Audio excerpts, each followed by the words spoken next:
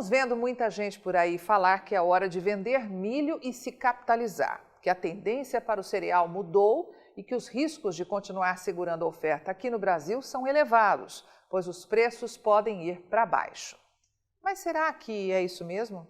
Será que não estão tentando aproveitar a deixa para segurar um pouco os preços que não param de subir? Seja muito bem-vindo ao Rural Business, única agência independente provedora de informações estratégicas para o agronegócio do mundo, já que aqui não existe interferência de compradores ou vendedores em nosso conteúdo. Com a palavra, Tânia Tosi, analista-chefe e estrategista aqui da Rural Business, responsável por essa análise. Que a economia global virou do avesso, isso é fato.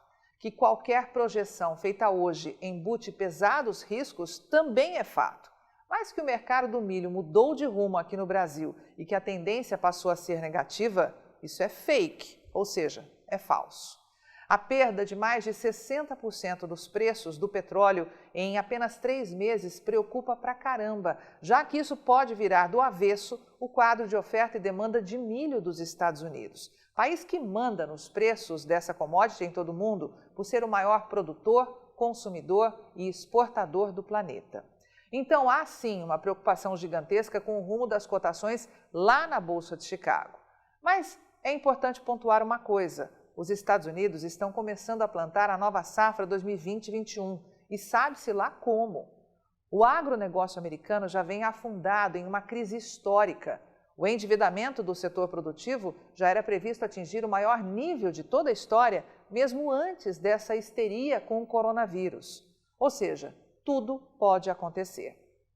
Como pode ver por esse gráfico, os estoques de milho dos Estados Unidos já vêm em queda livre desde 2017, deixando claro que qualquer surpresa com redução de área e o clima pode mudar de forma expressiva o rumo dessa história. É cedo demais para afirmar que vai tudo por água abaixo. Outro fato importante é que uma coisa é o mercado lá, outra coisa é o mercado cá. Existe uma linha tênue entre oferta e escassez ainda mais severa de milho aqui no Brasil.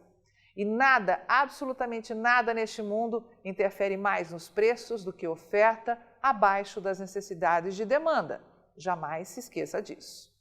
Para a Conab, que tem os dados demonstrados pelo gráfico da esquerda, o Brasil tinha mais de 19 milhões de toneladas de milho em estoques ao final da temporada 2016-17, que está representado por aquela torre maior, quase no centro da imagem.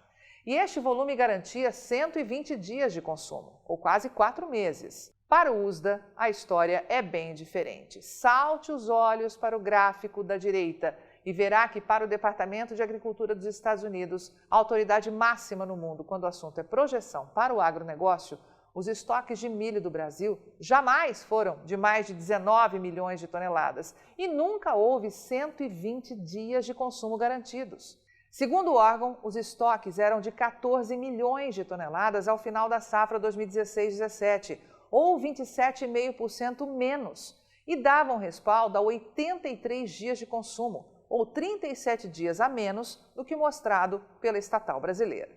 Bem, mas isso foi 3 anos atrás. O que de fato assusta os especialistas aqui da Rural Business é que para a safra 2019-20, essa que estamos vivendo agora, a realidade fica ainda mais assustadora.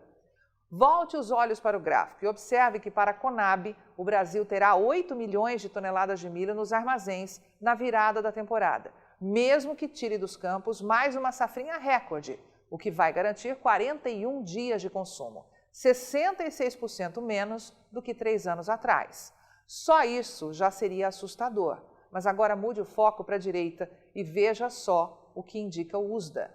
Para o órgão americano, o Brasil vai fechar a safra com apenas 4,4 milhões de toneladas de milho nos armazéns. E sabe quantos dias isso garante o abastecimento? Pasme, somente 24 dias. Para o USDA, o Brasil terá que encarar o maior arroxo de abastecimento de milho em 18 anos. Tá bom para você? E antes que pipoquem depoimentos do tipo, mas toda essa divergência acontece em razão da diferença de ano-safra, será que a Rural Business não sabe disso? Pois muito bem, de fato existe uma enorme diferença no período de safra entre os dois órgãos. Para a Conab, a safra 2019-20, por exemplo, começou em fevereiro, agora de 2020, e só vai terminar em janeiro de 2021. Já para o USDA, essa temporada começou em setembro do ano passado e segue até o final de agosto. Só que a Rural Business desafia alguém que consiga explicar essa mágica. Como o USDA pode apontar estoques de milho para o Brasil 45% menores do que a Conab para um ano safra que termina em pleno mês de agosto, pico de colheita de safrinha, e quando 70% da oferta anual de milho do Brasil chega ao mercado?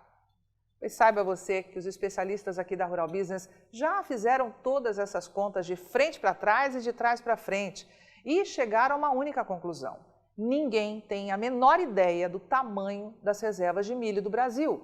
Ninguém. Por isso acreditamos que falar hoje, em pleno início de mês de abril, que os preços do milho podem cair porque a produção será cheia e a oferta será abundante, soa mais como conversa de comprador do que projeção de tendência.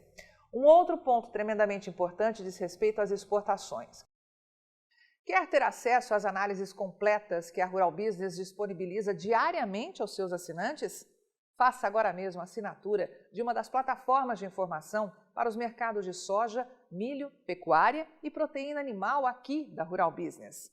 Pacotes a partir de R$ 9,90 por mês. E esse preço não é por tempo limitado, não. Você pode, sim, ter acesso diário a informações profissionais de mercado da Rural Business, que produz um conteúdo exclusivo, sem a interferência de compradores ou vendedores. Acesse ruralbusiness.com.br e faça agora mesmo a sua assinatura a partir de R$ 9,90 por mês. E passe a lucrar com nossas informações exclusivas para assinantes.